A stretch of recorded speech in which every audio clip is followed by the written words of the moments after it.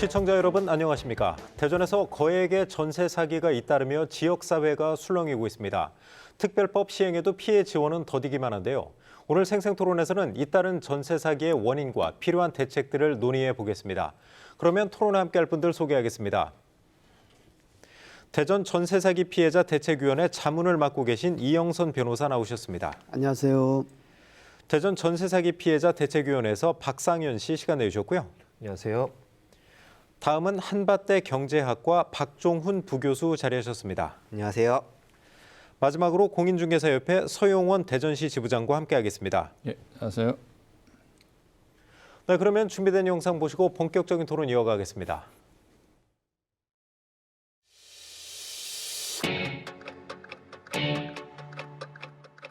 추산액은 3천억 원 이상일 것이다라고 긍정적으로 좀 구제를 해주실 수 있는 구체적인 방안이 생겼으면 좋겠어요.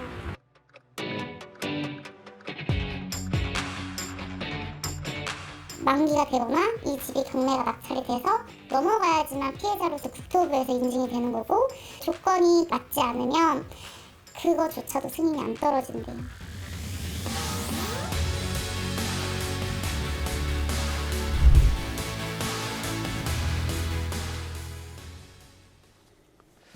네, 올해 초부터 이제 전국적으로 전세 사기 문제 이제 엄청 많이 발생을 했는데 대전도 사실 예외가 아닙니다. 수도권에 이어서 대전에서도 지금 끊이지 않고 전세 사기가 발생하고 있는데요.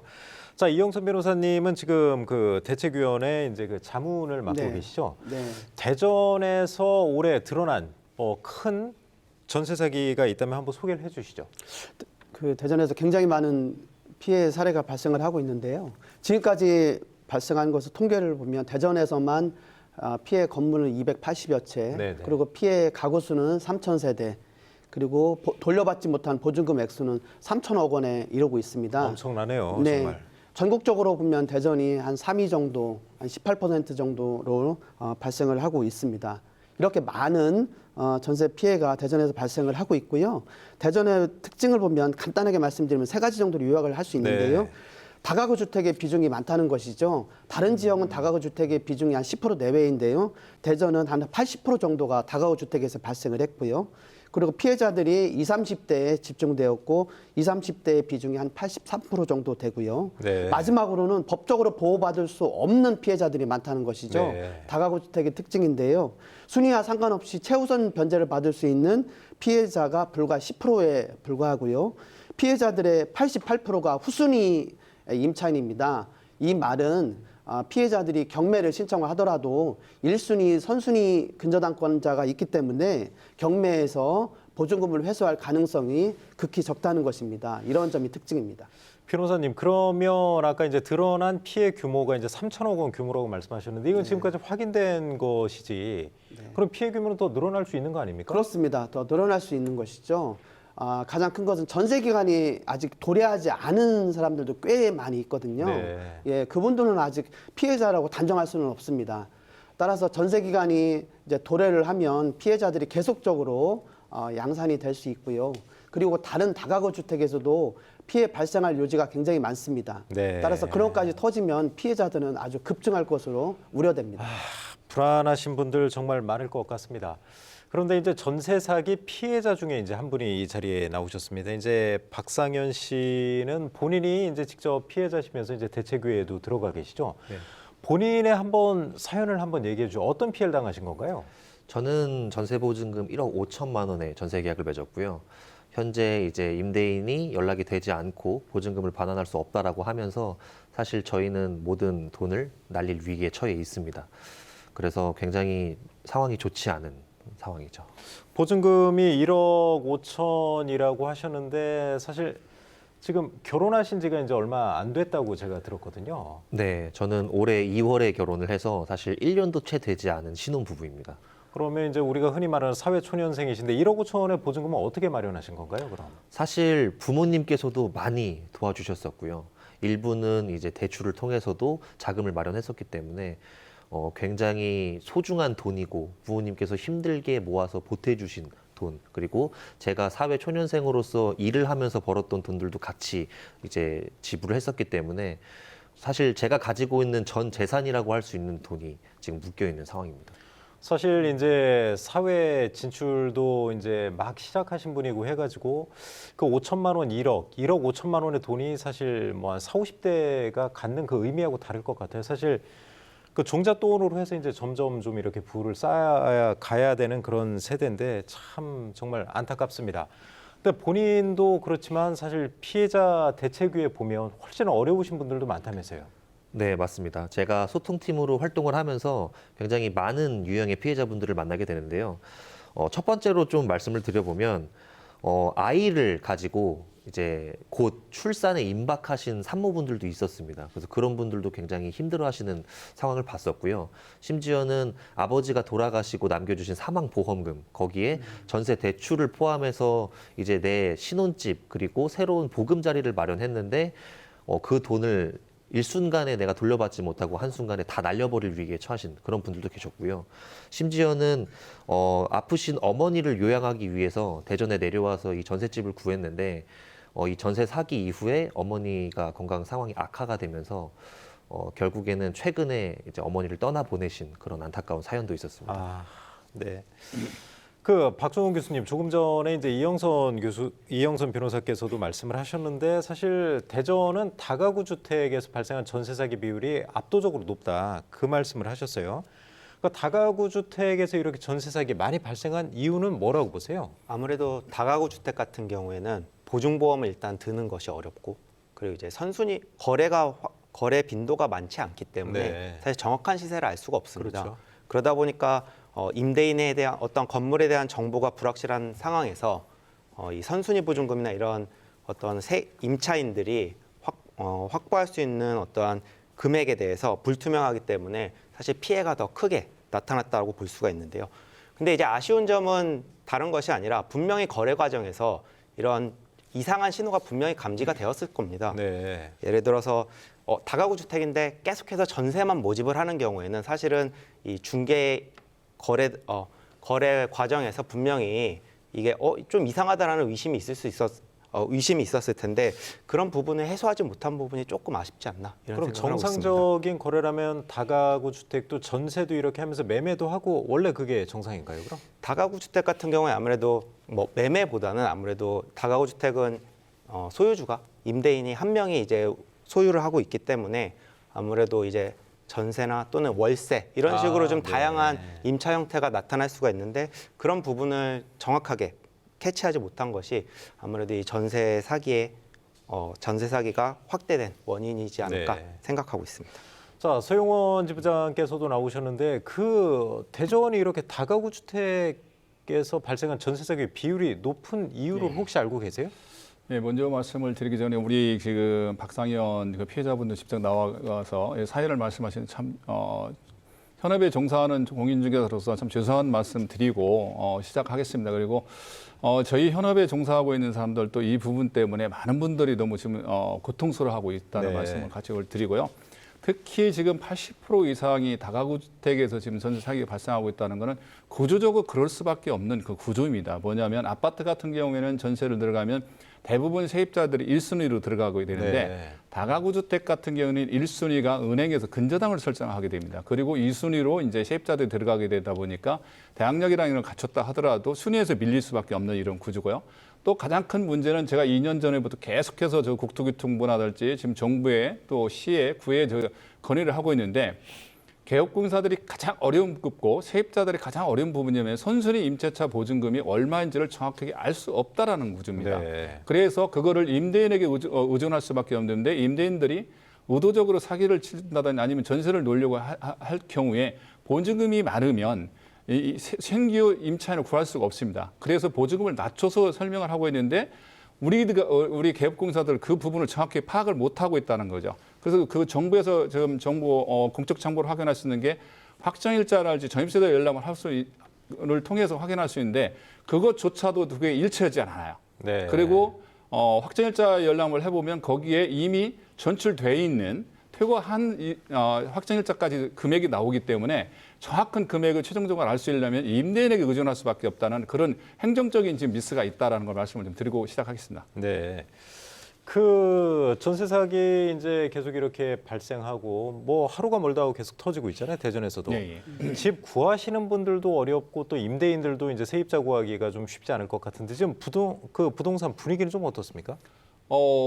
그러다 보니까 다가구 주택에서 지금 그 전세 피해 사기가 계속해서 지금 도미노 현상처럼 나고 있는데 그러다 보니까 우리 개업공사들조차도 아예 지금 다가구 주택 전세는 아예 중개를 하지 않겠다라는 예. 개업공사들이 많이 지금 발생되고 그걸로 인해서 그러면 선량한 임대인들도 지금 피해자가 지금 되고 있습니다. 왜냐하면 기존에 있는 임대인들이 기존에 있는 세입자 보증금을 반환을 해주려면 신규 임차인이 들어와야 되는데 네. 우리 개업공사들조차도 지금 전세 사기 피해 때문에 이걸 불안한 마음에 전세 자체를 중개를 안 하다 보니까 네. 신규 임차인을 구할 수 없는 이런 딱한 사정이다 보니까 순환이 안 되는 거죠.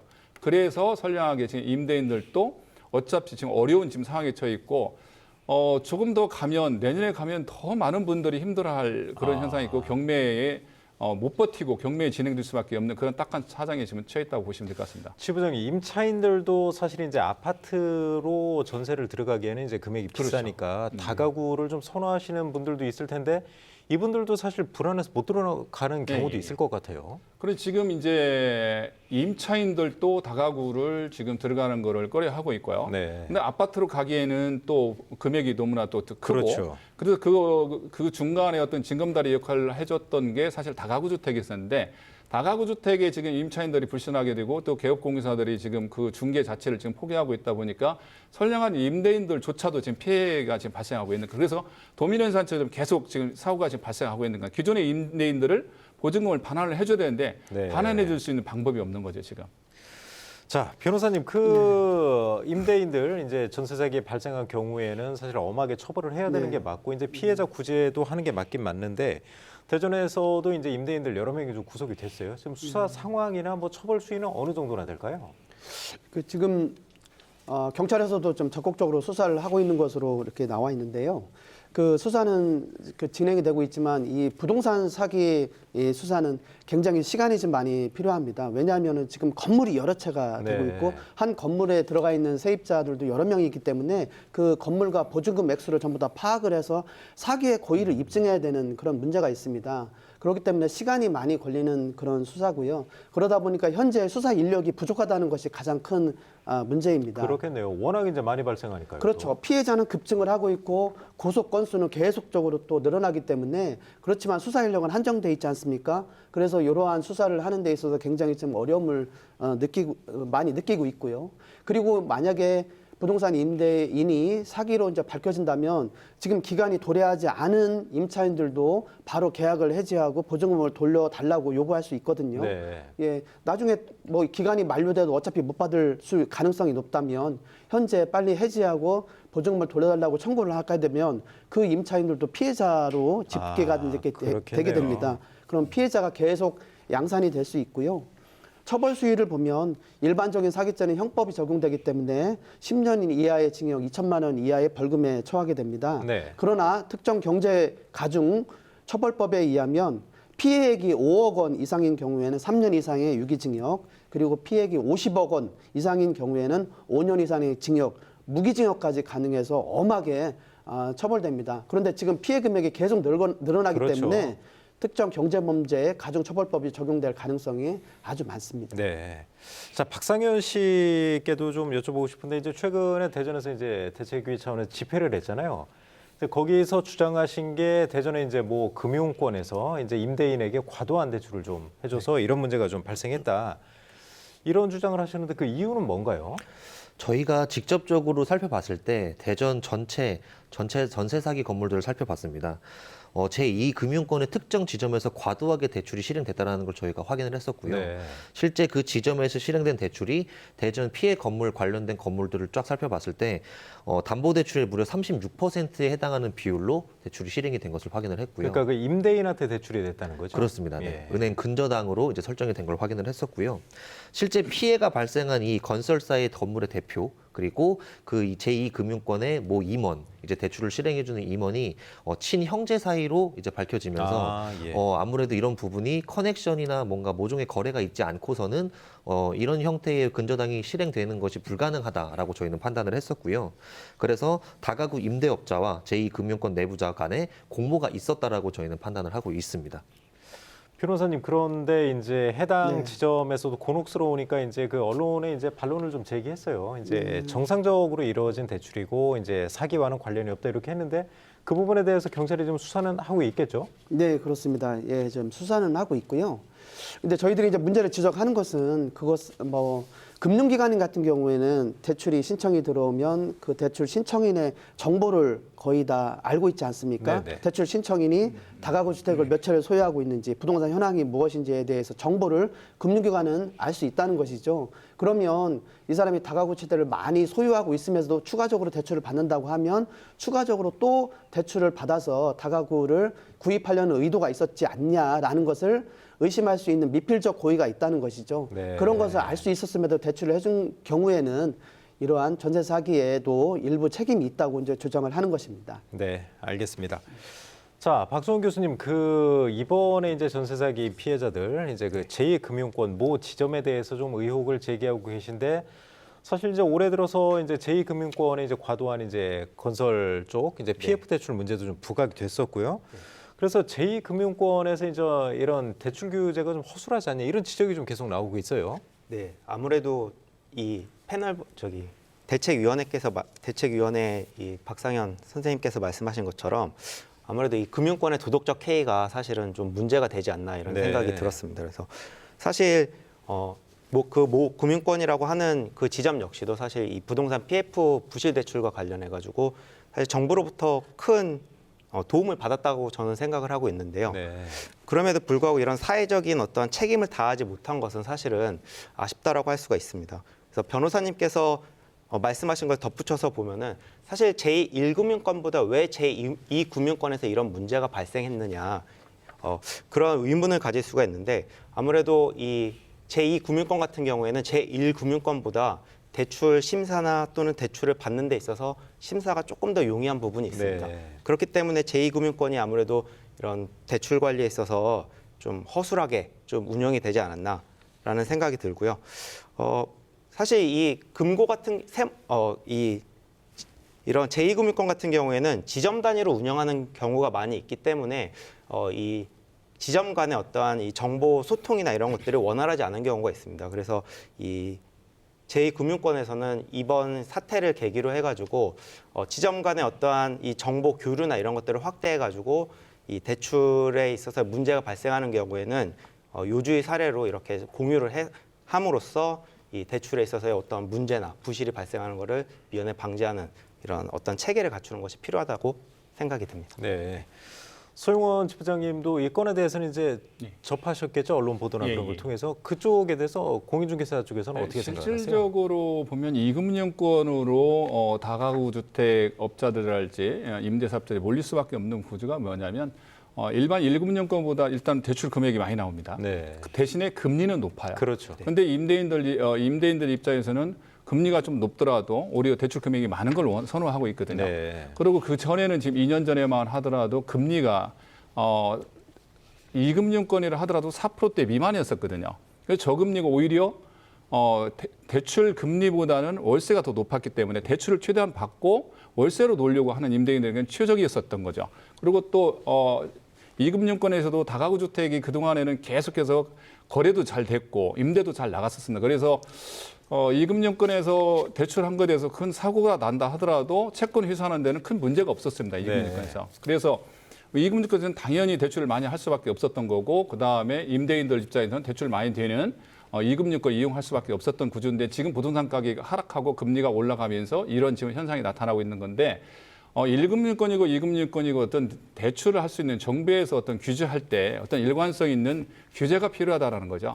그 어떤 시스템상의 문제가 돼 있는 거를 가지고 지금에 와서 2금융권에 문제가 있다라고 지적하는 이것만 가지고 단순히 지적하는 것에서는 한계가 있다. 그리고 이건 예방책으로 봤을 때는 미흡하기 때문에 앞으로 이거에 대한 어떤 규제를 하려면 일관성 있는 어떤 규제 또 정부에서 이런 게 필요하지 않나라고 생각합니다. 네.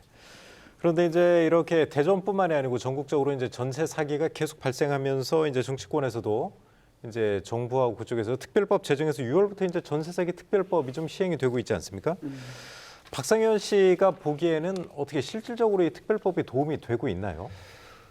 크게 사실 피해자들에게 도움이 되지 않는다고 생각을 하고요. 네. 사실 저희가 임대인을 실제 형사고소하는 단계에 있어서부터 굉장히 큰 문제가 발생을 합니다. 네. 그 이유가 사실 임대인의 사기 기망 혐의를 입증해야 한다라는 조건들이 있는데 그런 조건을 우리 임차인들이 직접적으로 소명을 해야 한다라는 것. 이것부터 사실 굉장히 큰 문제가 있다라고 네. 생각을 하고요. 수사기관보다도 피해자가 먼저 앞장서서 임대인의 사기 기망을 입증해야 한다라는 거. 사실 피해자는 전문가가 아니기 때문에 이런 부분에서부터 굉장히 큰 어려움을 겪고 있고요. 예. 심지어는 피해자 인정이 되더라도 피해 특별법에 의한 피해 인정을 받고 혜택을 받는 거에 있어서도 다가구는 특히나 더욱더 실효성이 없는 대책들이 많이 있습니다. 네.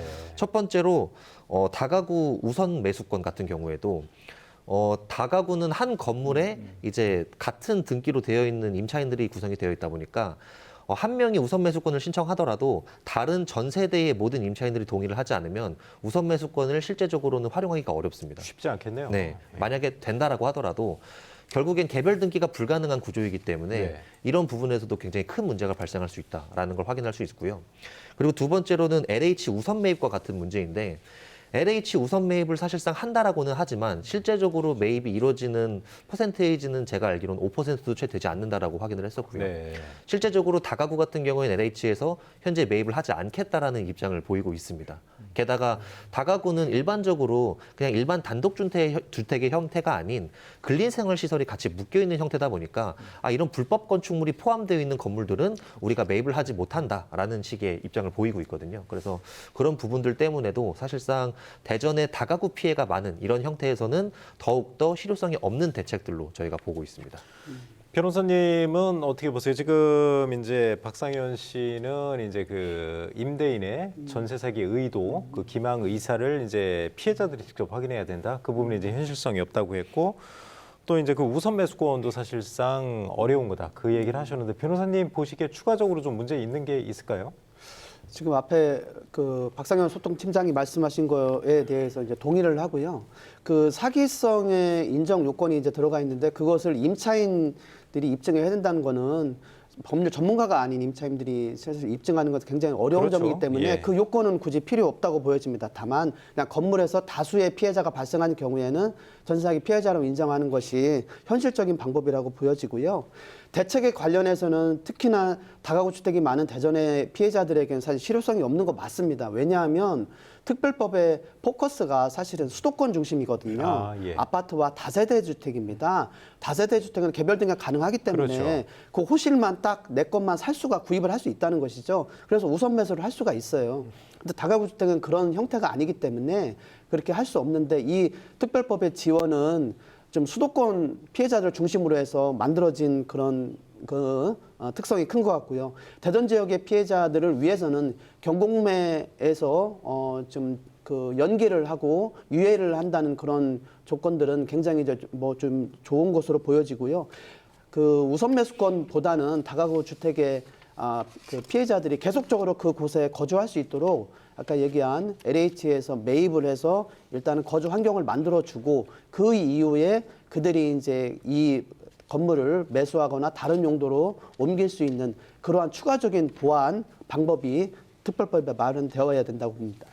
자, 박종훈 교수님은 만약에 이제 좀 보완을 한다면 어떤 점에서 좀 돼야 된다고 생각하세요? 일단 이 전세사기 특별법에서 사각지대가 계속해서 발생한다라는 것은 아무래도 이 수요자, 이 피해자, 즉 이 특별법의 수혜를 받는 수요자의 입장을 충분히 헤아리지 못한 점이 아마 크다라고 생각을 하고 있는데 네. 이를 보완하기 위해서는 사실 국가적인 차원에서도 필요하지만 대전광역시 차원에서도 지자체 차원에서도 이 다가구 주택이 이 대전광역시 대전 지역에 아무래도 좀 독특한 전세 사기의 주택 유형이기 때문에 지자체 입장에서 이 부분을 좀 자구적으로 좀 해결책을 마련하는 방안이 필요하다라고 볼 수가 있겠습니다. 그래서 네. 이분들이 계속해서 변호사님이 말씀하신 대로 거주할 수 있는 환경을 제공해주는 그런 어떠한 좀 선제적인 조치가 좀 있어야지 그래도 이 피해자분들의 좀 어려움을 좀 해소하기도 할 수 있을 뿐더러 이 지금 있는 이 임차 시장을 조금 더 안정할 수 있지 않을까 이렇게 생각을 하고 있습니다. 자, 소영원 지부장님은 어떤 생각이세요? 예, 앞에서 뭐 다 언급이 된 내용인데요. 지금 뭐 시나 구에서도 지금 정부에서 지원한 내용안들이 뭐 경무의 우선 예정이랄지 뭐 우선 매수 공표랄지 여러 가지 지금 혜택이 있지만 실질적으로 보면 세입자들한테 와서 닿는 저 지원책은 없는 것 같아요. 네. 물론 정부에서도 지원하고 있는 거는 한계가 있을 거라고 봅니다. 어떤 경제적인 문제들도 있을 거고 여러 가지 법률적인 문제 때문에 그렇지만 그래서 가장 지금 아까 변호사님이 얘기한 대로 임차인들이 지금 피해를 본 임차인들이 시간도 없고 거기에 대해서 또 정보력도 부족하고 전문성도 또 전문성이 더 떨어진다는 네. 얘기거든요. 그래서 이분들을 실질적으로 업무를 좀 다양하게 해줄 수 있는 전문가들도 TF팀을 구성을 해서 이러한 지금 문제점 이분들에게 어떤 혜택을 줄 수 있는 건가를 찾아서 이를 실질적으로 도움을 줄 수 있는 정책으로 가졌으면 좋겠다라는 거예요. 그래야 임차인들은 생업에 또 종사를 해야 되잖아요. 지금 생업에 종사하면서 이거 대응하면서 이걸 하기에는 너무 시간적으로 부족하다는 거죠. 그래서 실질적으로 그런 정책이 좀 있었으면 좋겠다라는 좀 아쉬움을 좀 갖고 있고요.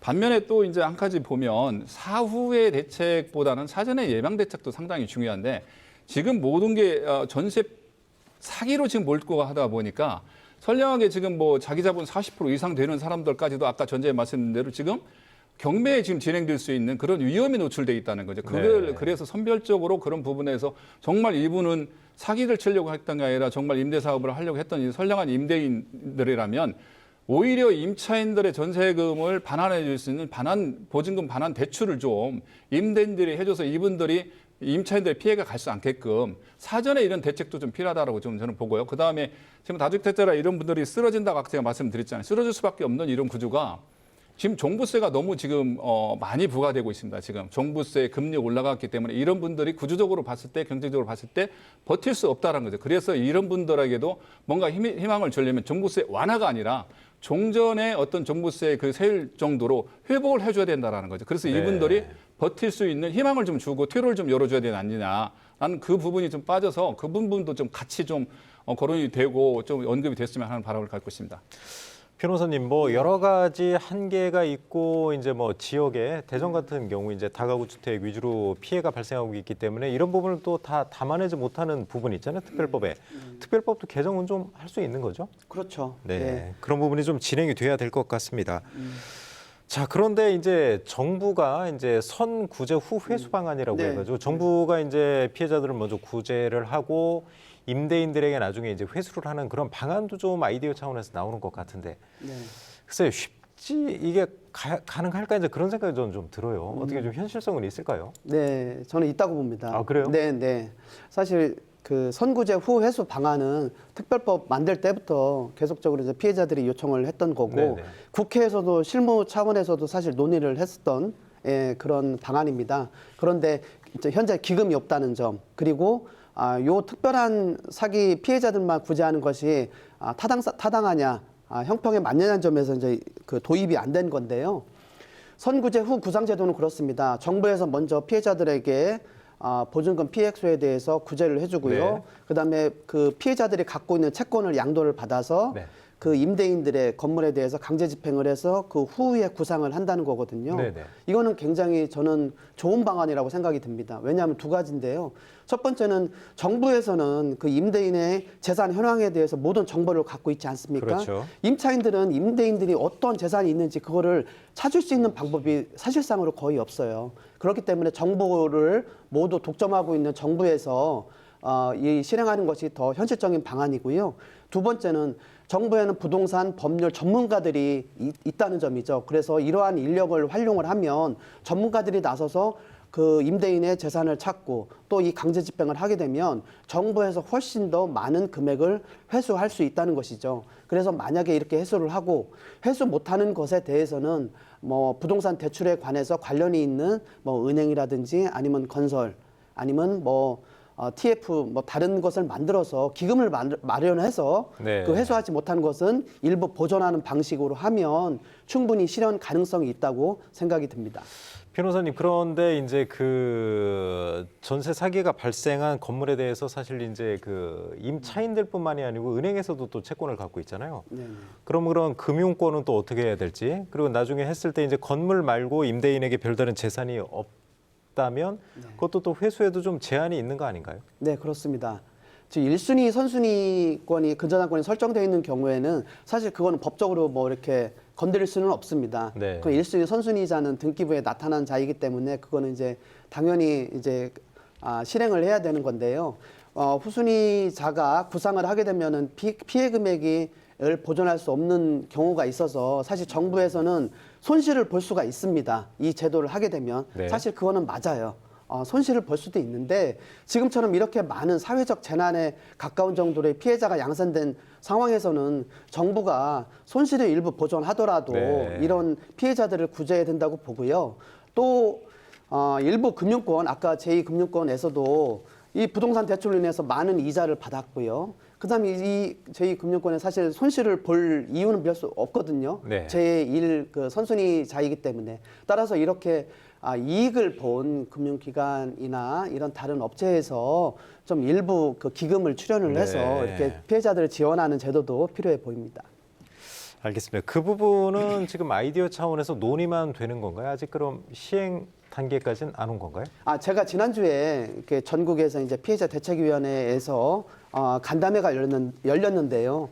그 야당 의원과 만났는데 네. 야당에 책임 있는 의원이 12월 달에 이제 개정을 할 때에는 예. 12월 달에 개정을 하게 돼 있는데요. 12월 달에 개정을 할 때는 이 방안을 마련을 하겠다. 그리고 만약에 전체가 안 된다면 일부 아주 극빈층이나 경제적 자력이 없는 20, 30대에게 우선적으로 이 제도를 시행하는 방안을 모색을 해보겠다고 얘기를 했습니다. 그래서 제가 볼 때는 가능성이 좀 있을 것으로 생각이 듭니다.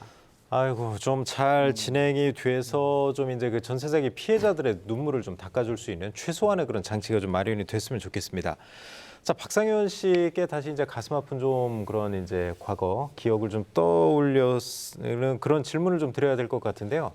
전세 사기는 아무튼 발생 안 하는 게 가장 좋지 않습니까? 본인이 이런 이제 피해를 당하셨지만 그런 순간이 좀 있을 것 같아요. 아, 그때 이렇게 했으면 뭐 예를 들어서 대출을 더 받아서 뭐 아파트를 들어갔든지 아니면 그때 이런 걸 좀 확인했으면 내가 이런 피해를 안 당하지 않았을까 이런 후회되는 점이 좀 있으신가요? 사실 지금에 와서는 굉장히 후회되는 것들이 많죠. 네. 사실 제가 실제적으로 이 집을 들어오기 전에도 아파트를 사실 많이 알아보긴 했었습니다. 네. 근데 사실 저희와 같은 20, 30대의 사회초년생들이 겪을 수 있는 문제 중에 하나가 은행 대출을 많이 받을 수 없다라는 거예요. 그래서 사실 아파트는 다가구 주택 대비 금액이 굉장히 비싸다 보니까 내가 가지고 있는 돈의 대출을 포함하더라도 아파트를 들어갈 수 없는 문제들이 굉장히 많이 발생합니다. 네. 그렇기 때문에 다가구 주택의 피해 임차인들이 대부분 20, 30대 에 포진되어 있는 것도 그런 이유 중에 하나라고 생각을 하고요. 특히나 이제 선순위, 후순위의 이해관계가 굉장히 얽혀 있는 부분에서도 좀 문제가 발생하는데 후순위 임차인들은 실제적으로 내가 입주를 할 때 선순위로 허위 기재해서 안내를 받는 경우들이 많습니다. 아, 그래요? 근데 이런 부분들이 임차인 입장에서는 이거를 내가 계약을 하기 전에는 직접적으로 내가 안내받은 것처럼 선순위인지 후순위인지를 알 수 있는 방법이 없다 보니까 이런 부분에서도 내가 이게 맞는지 아닌지를 확인할 수가 없는 거죠. 그래서 이런 것들에 대한 제도도 조금 개선이 돼야 임차인들이 다가구던 다른 집들을 알아보는 상황이 생겼을 때 이런 피해에서 조금 더 벗어날 수 있는 방법이 생기지 않을까. 그래서 제도적인 부분에서도 조금 많은 개선이 필요하다라고 생각을 하고 있습니다. 네. 박종훈 교수님은 어떤 좀 생각을 갖고 계세요? 이제 만약에 전세 사기를 좀 최소화할 수 있는 그런 방안이 있다면? 전세 사기를 최소화하기 위해서는 일단 예방이 가장 중요하지 않나 이런 생각을 하고 있습니다.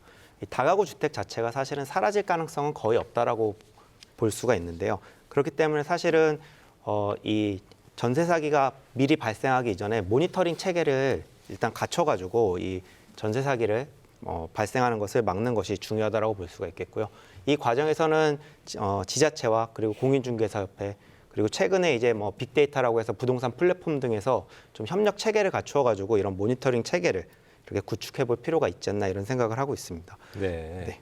자, 소용원 지부장님도 이제 현업에도 종사하고 계시잖아요. 네. 다세대 주택 말고 다가구 주택도 많이 중개를 해보셨죠? 예.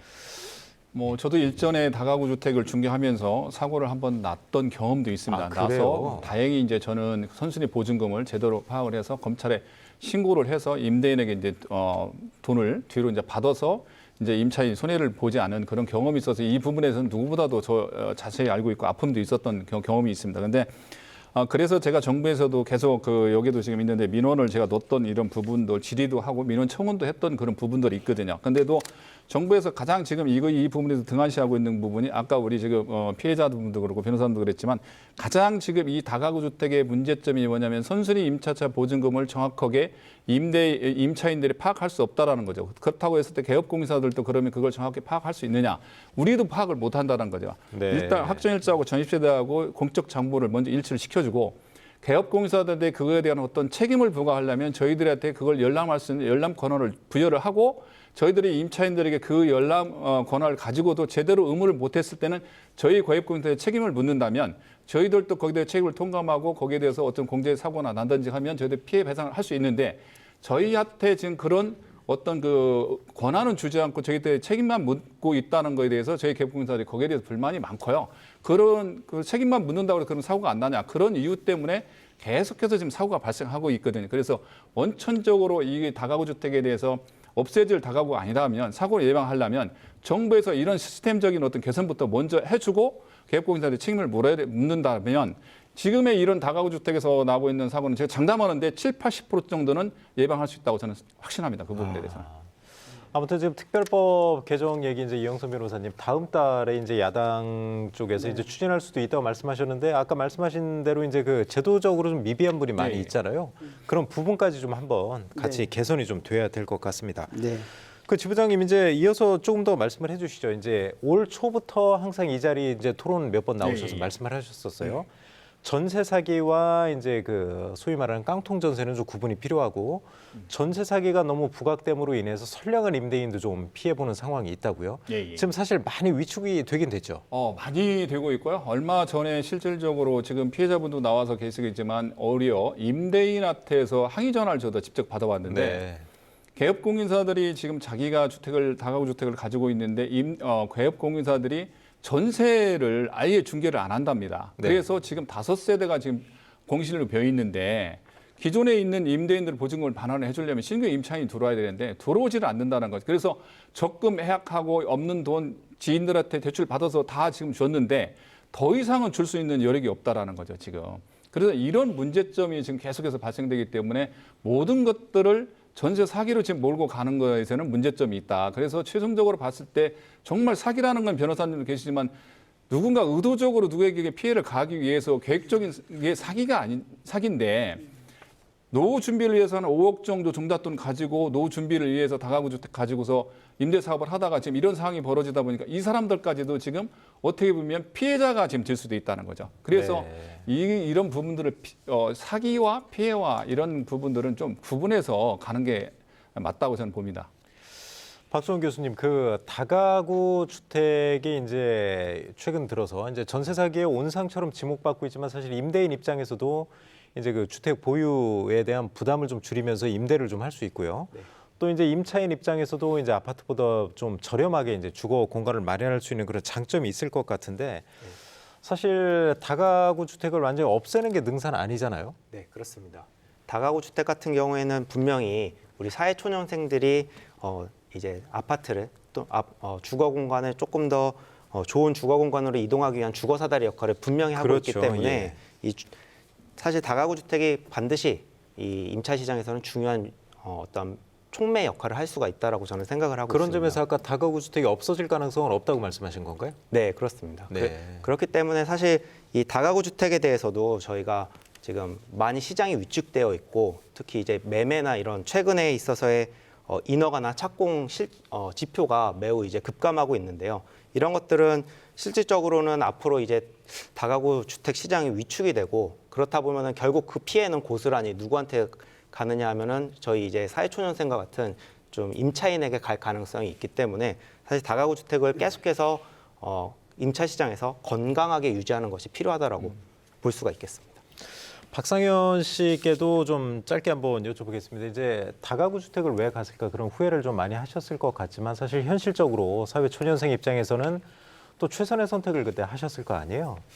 여러 가지 알아보셨다고 했죠. 그래도 다가구 주택이 그 당시에는 최선의 선택이었던 거죠. 그쵸. 제가 사실 굉장히 많은 주택들도 알아보고 건물들을 알아봤지만 사실 제가 지금에 와서 생각해 보면 어떤 다가구 주택을 들어갔더라도 저는 이 전세 사기에서 피해를 벗어나지 못할 거라고 생각을 합니다. 그 이유가 네. 사실 여러 가지 전세 사기 유형이 있겠지만 제가 겪은 전세 사기 유형을 간단하게 말씀을 드리면 사실 공인중개사도 같이 연루가 된 그런 정황들이 있기 때문에 아, 그래요? 네, 그렇습니다. 그래서 말씀을 간단하게 드리면 사실 제가 공인중개사를 통해서 여러 개의 건물을 봤지만 사실 현재 전세 사기 피해가 터지고 각 피해 건물들을 조사해 보면 제가 소개받았던 모든 건물들이 한 임대인의 건물이었습니다. 그러니까 결국에는 그 공인중개사에서 이 건물들, 이 임대인의 특정 건물들만 이제 소개를 해줬다라는 부분들에 있어서 내가 어떤 건물에 가더라도 아, 이거는 사기 피해가 발생할 수밖에 없었겠구나라는 생각이 들고요. 저는 사실 건물을 이제 집을 알아보면서 어느 정도는 공부를 하고 제 나름대로는 피해를 입지 않기 위해 굉장히 많은 정보들을 수집했다라고 생각을 했었습니다. 네. 네, 그럼에도 정보가 부족했던 부분이 있었고 사실 뭐 선순위 뭐 이런 부분에 있어서도 안전하다라는 이야기를 했었지만 사실 현재에 와서는 그런 부분들이 사실 의미가 없어졌다라고 저는 생각을 하거든요. 네. 특히나 은행의 과도한 근저당 이런 부분들에 있어서 사실 1순위, 2순위의 선순위라고 하더라도 결국에는 내 보증금을 온전히 보호받을 수 없는 상황이기 때문에 사실 다가구 주택은 처음부터 좀 위험한 상황에 처했던 것이 아닌가라고 저희는 생각을 하고 있습니다. 그러면 소용원 지부장님한테 다시 가서 좀 짧게 한번 한 핵심적인 거 2가지 정도 짚어주신다면 다가구 주택에 만약 꼭 살아야 된다면 그 피해 예방법이 있다면 어떤 게 있을까요? 그 예방법을 간단하게 먼저 말씀드리면 다가구 주택에 저희들이 중개를 하는 과정에서 부채 비율이 임대인의 부채 비율이 몇 프로 이상이면 안 된다라는 어떤 규정이 아무것도 없습니다. 그리고 소송에 들어가더라도 변호사님께서는 소송에 들어가더라도 주목급이 그때그때 이 판단 기준이 틀려져요. 네. 그래서 정부에서 이번 기회에 어떤 그 부채 비율이 몇 프로 이상했을 때 그 중개를 했을 때 어떤 개업공사의 책임을 묻겠다는 과하겠다는 이런 어떤 규정을 좀 가이드라인을 좀 만들어주면 좋겠다라는 말씀을 좀 드리고요. 그다음에 저희들도 중개를 하면서 지금 아까 지금 피해자분께서도 말씀했지만 저희들도 임대차 이 지금 선순위 보증금에 대해서 파악할 수 있는 방법이 없다고 아까 말씀드렸잖아요. 그래서 네. 이걸 제도적으로 먼저 선행해서 이걸 검토해서 만들어 줄 필요가 있다고 생각하고요. 그다음에는 가장 임차인들이 지금 이제 피해를 안 보려면 가장 그 물건 인접 소재지에 있는 개업공사를 이용하는 게 그래도 낫다라고 봐요. 저희들이 봤을 때. 왜냐하면 저도 제가 하고 있는 그 지역 바운드 내에 있는 그 임대인들의 속속을 다 알고 있어요. 그렇지만 그 지역을 벗어나면 그 임대인들이 어떤 사람인지 솔직히 알 수가 없습니다. 그래서 네. 가장 예방할 수 있는 방법은 그래도 자기가 물건 소재지에 돼 있는 인접해 있는 개업공사를 이용하고 그다음에 그 지역에서 좀 오래 중개를 했던 개업공사를 찾아가는 게 가장 안정적인 방법이 아닌가라고 생각을 합니다. 중요한 팁의 하나라고 좀 생각이 듭니다. 자, 변호사님, 그러면 만약에 이제 피해가 발생했을 경우 어떻게 좀 대처해야 될지 그 부분을 짧게 한번 정리해 주시죠. 네. 그 전세 사기가 이제 발생한 경우에 기간이 이제 도래하지 않은 그 임차인들이 이제 굉장히 좀 문제입니다. 네네. 기간은 아직 남아 있는데 분명히 내가 이제 보증금 돌려받을지 못할 그 가능성이 있다고 한다면 그러한 분들은 빨리 그럴 가능성이 보인다고 한다면 임대인에게 내용 증명으로 계약을 해지하는 것이 좋습니다.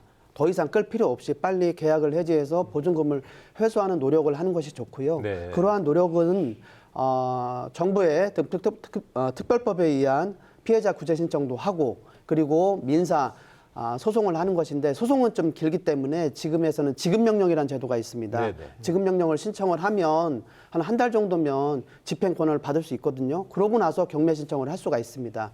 그렇기 때문에 그런 분들은 지급명령 신청을 적극적으로 활용하시는 것이 좋고요.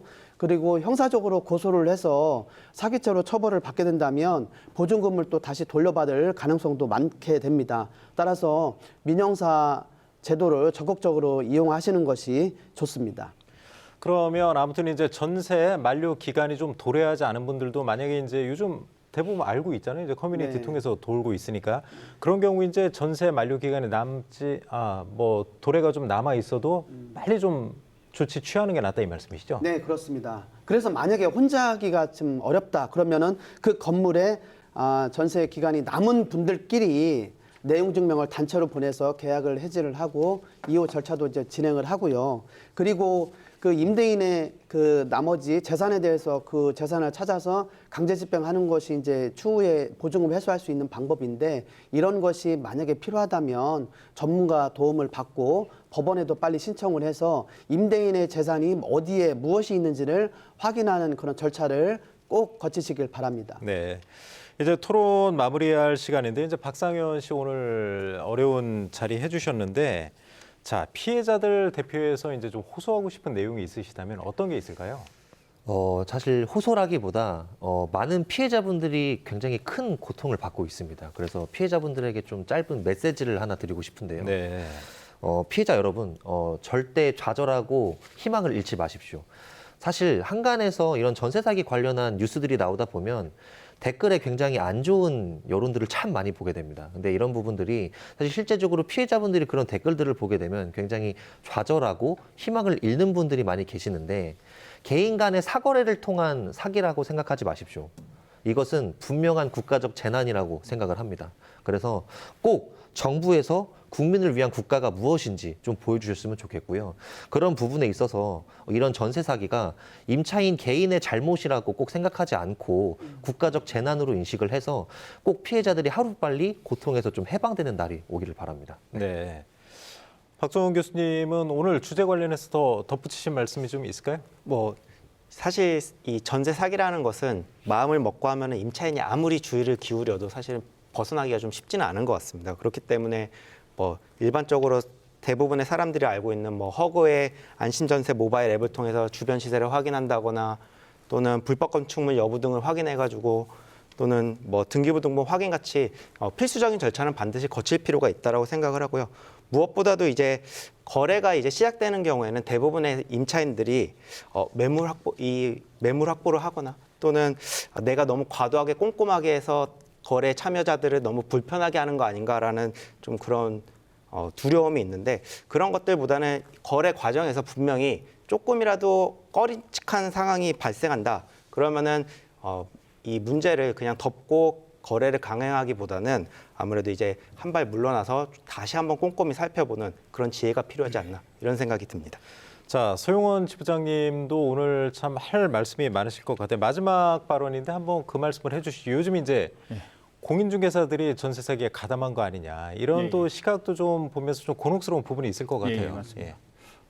그 부분에 대해서는 뭐 저도 아까 초기에도 말씀드렸지만 뭐 앞으로 그런 사고 예방을 위해서 저희들이 더더욱 윤리 교육이라든지 강화를 할 거고요.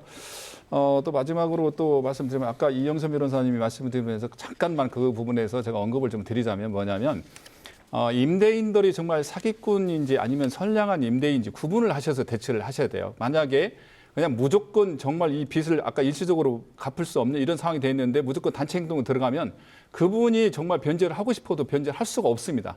같이 그분도 피해자가 될 수 있기 때문에 임대인들하고 정말 구분을 잘해서, 임대인이 정말 선량하게 이분 갚으려고 하는 의지가 충분히 있다라고 보면 협의를 해서 그분한테도 어떤 임대인한테 기회를 주고 시간을 같이 가서 어떤 상생할 수 있는 방법으로 가는 것도 한 가지 방법이다. 그 사람들에게 무조건 임차권 등기 명령 한다고 했을 때 해결책이 있느냐, 그건 아니거든요. 그렇게 되면 새로운 임차인들을 구할 수가 없습니다. 저희들이 그 집의 임대인을 소개를 할 수 없기 때문에 그런 부분도 또 조금 더 감안하셔서 임대인이 정말 선별해서 좀 대처를 했는 방법이 좀 가장 현명 방법이 아닌가라는 것을 끝으로 말씀드리고 싶습니다. 네, 네 분 모두 말씀 감사합니다. 이제 전세 사기가 기승을 부리면서 지역의 많은 청년이 불안감에 시달리고 있습니다. 이제 피해자들의 일상 회복과 주거 안정 위한 대책이 하루빨리 마련되어야겠습니다. 생생토론 여기서 마치겠습니다. 토론에 함께하신 네 분 모두 감사드리고요. 시청자 여러분 고맙습니다.